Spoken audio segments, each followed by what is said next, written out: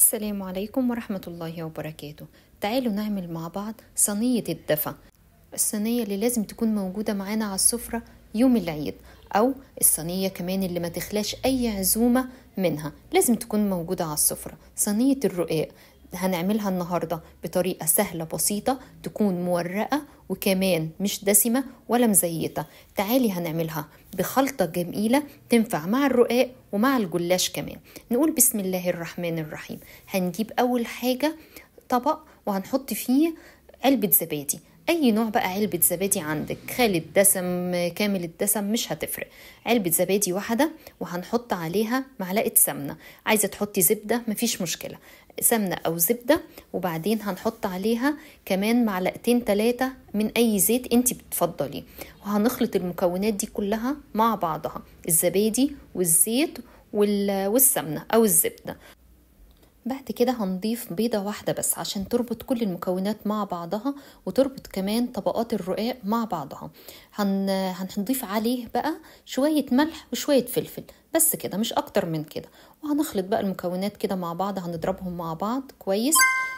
لو وصلتي معايا لحد هنا ما تنسيش تعملي لايك للفيديو واشتراك في القناة عشان يوصلك كل جديد ان شاء الله.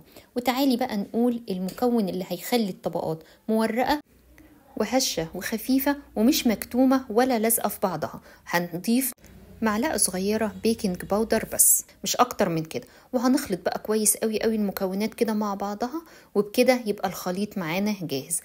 صينية بقى معانا دلوقتي ندهنها سمنة أو زيت زي ما تحبي، وبعدين هنجيب الرقاق اللي احنا هنحطه.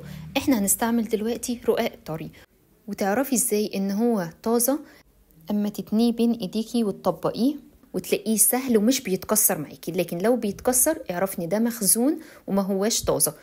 لكن الافضل لو نستعمل حاجة تكون فريش عشان تدينا طعم حلو.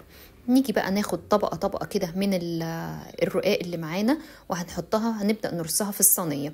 ويفضل كمان ان تكون الصينية على نفس مقاس الرقاق، لكن لو مش على نفس مقاسه، لان شايفة زي الصينية ديت مثلا كانت كبيرة شوية، فانا حطيته في نص الصينية، وبعدين اكتشفت بعدين ان هي الصينية اكبر من الرقاق.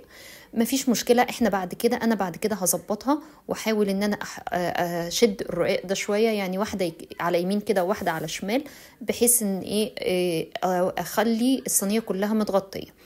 وبعدين بقى نبدأ ندهن بين كل طبقة وطبقة من الخليط اللي احنا عاملينه على جنب ده، ونخلي بالنا كويس من الاحراف عشان ما تبقاش ناشفة. دي اهم منطقة ان احنا نركز فيها الخليط بتاعنا، يعني نحطه نكتر فيه شوية. لو لقينا بقى حتة صغيرة كده مقطوعة زي اللي انت شفتيها المثلثة اللي كانت في ايدي دي، طبعا ما نرميهاش، دي برضو نستغلها، نحطها في اي حتة فاضية، او نحطها حتى في النص، برضو بتزود السمك بتاع الصينية.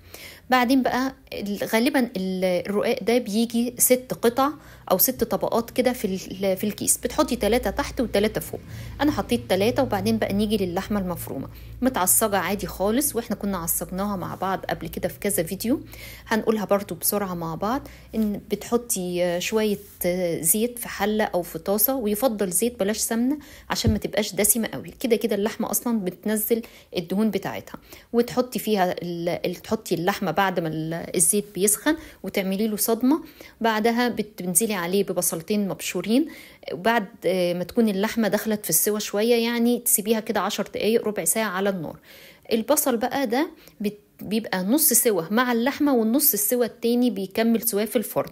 يعني يدوب البصل بنحطه و5 دقايق ونطفي عليه. بعد كده بقى عايزة تحطي فلفل رومي، فلفل ألوان، زيتون، طماطم مكعبات زي ما تحبي، وعلى حسب الوصفة اللي احنا بنعملها. وبعدين بقى بنكمل الصينية بتاعتنا، ونكمل برضو بقية الطبقات. وأهم حاجة برضو زي ما قلنا الحراف، ما ننساش الحراف. كده خلصنا الصينية اللي معانا. نبدأ بقى لازم نقطعها زيها زي الجلاش. برضو الخلطة ديت زي ما قلتلك تنفع مع الرقاق الطري، مع الجلاش، مع حتى الرقاق العادي اللي هو الناشف اللي احنا بنعمله بشوربة. برضو بنعمله بشوربة ونضيف الخلطة بين الطبقات. بعد ما قطعناه وفاض شوية مش هيحصل حاجة لو حطيناهم فوق الوش. احنا كده كده مش هنسقيه بأي حاجة تاني، هو بس هيستوي بنفس الخليط اللي احنا عملناه دوت، وكده يبقى جاهز على ان هو يروح الفرن.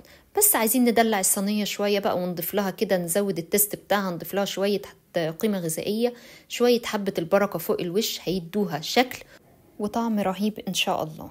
وبعدين بتقعد في الفرن حوالي تلت ساعة. أول ما تخرج بنروح مكملين تقطيع ونغطيها تاني عشان الوش بتاعها ما يبقاش ناشف، وتقدميها بقى هتلاقيها مورقة وجميلة لولادك في عيد إن شاء الله. كل سنة وانتي طيبة. تقدميها على سفرتك مع في أي عزومة، ممكن تتاكل كده وجبة لوحدها، قيمة غذائية فيها كل حاجة، هتكون كاملة متكاملة بإذن الله. ودلوقتي بقى هتلاقيها مش مكتومة وهشة وجميلة وطعمها خطير وشكلها أحلى بكتير. دلوقتي لو عجبك الفيديو وعجبتك الوصفة ما تنسيش تعملي لايك للفيديو واشتراك في القناة عشان يوصل لك كل جديد إن شاء الله. وألف هنا على قلبكم.